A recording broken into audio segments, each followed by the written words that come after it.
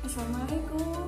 Selamat hari ini. Alhamdulillah, aku cerdas, aku santun, aku tangguh.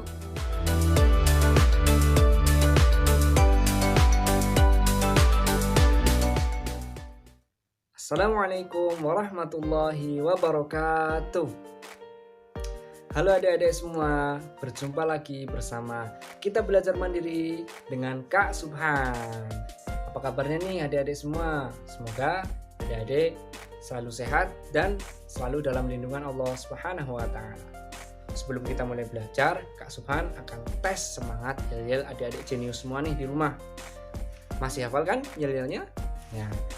Apa kabar jenius hari ini? Alhamdulillah, aku cerdas, aku santun, aku tangguh. Jenius, sip, mantap. Bagus sekali adik-adik. Nah, mari kita berdoa terlebih dahulu supaya nanti belajarnya diberkahi oleh Allah Subhanahu wa Ta'ala. Berdoa mulai. Raditu billahi rabba wa bil islami dina wa bi Muhammadin nabiyya wa rasula Rabbi sidni ilma warzuqni fahma amin. Oke adik-adik, kali ini Kak Subhan akan membawakan materi tentang pembulatan dan penaksiran.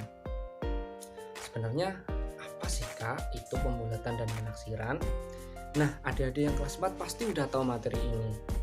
Jadi, pembulatan dan penaksiran itu adalah suatu kegiatan kita dalam menyederhanakan bilangan atau memperkirakan suatu angka atau bilangan ke dalam satuan terdekat, puluhan terdekat, atau ratusan terdekat. Sebenarnya fungsinya untuk apa sih Kak kita harus belajar pembulatan dan penaksiran? Nah, ini nih Dek, Kakak kasih tahu ya. Misalnya, kita disuruh ibu untuk pergi ke pasar. Kita disuruh membeli barang-barang, disuruh membeli kebutuhan banyak, misalnya 1 kilogram beras, 1 kilogram gula pasir, 1 kilogram cabai, 1 kilogram garam, dan lain-lain. Nah, kita itu harus dituntut bisa memperkirakan berapa ya uang yang harus kita bawa agar tidak terlalu banyak dan tidak juga kurang. Nah, kita harus belajar yang namanya pembulatan dan penaksiran. Misalnya, harga 1 kg beras Rp10.200. Harga 1 kg gula pasir Rp6.500. Harga 1 kg cabai misalnya Rp10.600. Nah, kita harus bawa uang berapa ya? Nah, kita harus membulatkan terlebih dahulu. 1 kg beras misalnya 10.200, kita bulatkan aja jadi 10.000.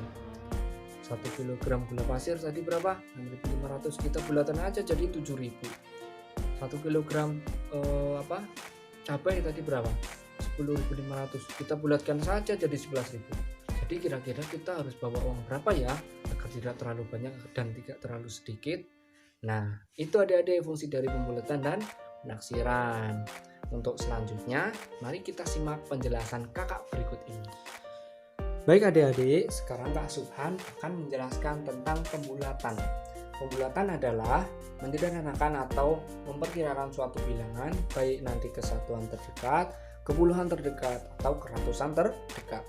Yang pertama, Kak Subhan akan menjelaskan tentang pembulatan ke satuan terdekat.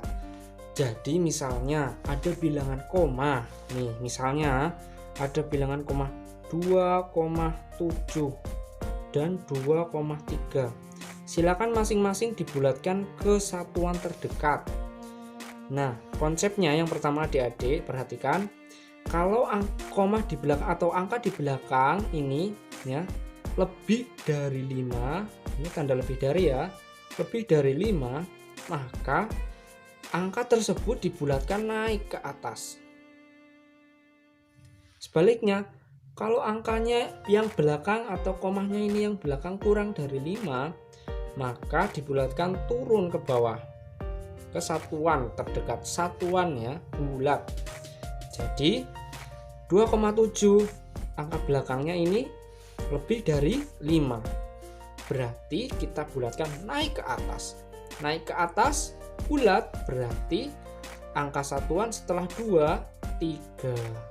Nah, Berarti pembulatan dari 2,7 adalah 3. Kenapa? Karena koma di belakang atau angka di belakang lebih dari 5. Maka dibulatkan menjadi 3. Yang bawah 3 ini koma di belakang kurang dari 5 adik-adik. Maka dibulatkan turun. Nah, kalau turun kesatuan yang terdekat turun berarti 2 adik-adik. Komanya hilang. Kenapa? Turun. Nah, paham? Misalnya 5,8 dan 5,2. Kita bulatkan 5,8. Oh, angka belakangnya ini lebih dari 5. Berarti naik. Setelah 5 berapa? 6 adik-adik. Nah, 5,2. Oh, angka 2 ini kurang dari 5, maka turun. Jadi dibulatkan menjadi angka 5. Pinter adik-adik. Paham ya? Ini satuan terdekat. Puluhan terdekat juga sama konsepnya adik-adik. Misalnya ada angka 12 dan ada angka 17. Jika bilangan satuan yang belakang ini kurang dari 5, maka turun. Jika lebih dari 5, maka naik. Nah, 12 berarti turun. Puluhan terdekat berarti angka 10. Oh, berarti pembulatan 12 perginya ke 10. 17. 7 itu lebih dari 5, berarti naik. Maka dibulatkan ke puluhan terdekat. Puluhan terdekat berarti ke 20. Begitu adik-adik. Sekarang ratusan. Sama ke ratusan terdekat. Berarti misalnya ada angka 276. Bulatkanlah angka berikut ke ratusan terdekat. Yang kedua 222. Separohnya 150 kan adik-adik. Nah, jadi angka puluhan ini jika kurang atau jika lebih dari 50, maka dibulatkan naik ke atas ke ratusan terdekat. Jika kurang dari 50, maka turun ke ratusan bawahnya, ratusan terdekat bawahnya. Nah, kalau ini 276, berarti kita bulatkan ke atas. Ratusan terdekat ke atas berarti 300. Nah, kalau yang bawah ini kita lihat puluhannya. 22 kurang dari 50 apa lebih dari 50 ya adik-adik? Oh, kurang dari 50. Nah, berarti kita bulatkan ke ratusan ke bawahnya. 222 berarti menjadi 200. Itu tentang pembulatan adik-adik. Paham? Semoga paham ya, adik-adik akan menjelaskan masukan. Gampang kok soal pembulatan ini. Nah, misalnya ada contoh soal pembulatan. Bulatkan bilangan berikut ke satuan terdekat. 2,6 ke satuan terdekat. Kemudian yang kedua angka 24. Yang ketiga 268. Yang pertama itu bulatkan bilangan berikut ke satuan terdekat. Ingat, angka belakang lebih dari 5 maka ke atas. Berarti 2,6 3. 24. Angka belakang ini kurang dari 5. Berarti turun ke bawah. Ke puluhan terdekat berarti 20. 268. Puluhannya ini lebih dari 50 atau kurang dari 50. Kalau lebih dari 50 berarti ke atas, kalau kurang dari 50 berarti turun ke bawah. 68 itu lebih dari 50. Berarti kita bulatkan ke atas. Ratusan terdekat berarti menjadi 300. Ini contohnya adik-adik, semoga paham ya. Kemudian Kak Subhan akan menjelaskan tentang penaksiran. Tadi kita sudah belajar tentang pembulatan. Kalau penaksiran itu perkiraan. Nah, penaksiran itu dibagi menjadi 3 adik-adik. Ada penaksiran bawah, penaksiran atas, dan penaksiran terbaik. Penaksiran bawah sering kita sebut dengan penaksiran turun. Penaksiran atas itu penaksiran yang naik. Penaksiran terbaik adalah penaksiran yang paling baik. Nah, contohnya penaksiran bawah. Ada sebuah penjumlahan, misalnya 24 ditambah 36.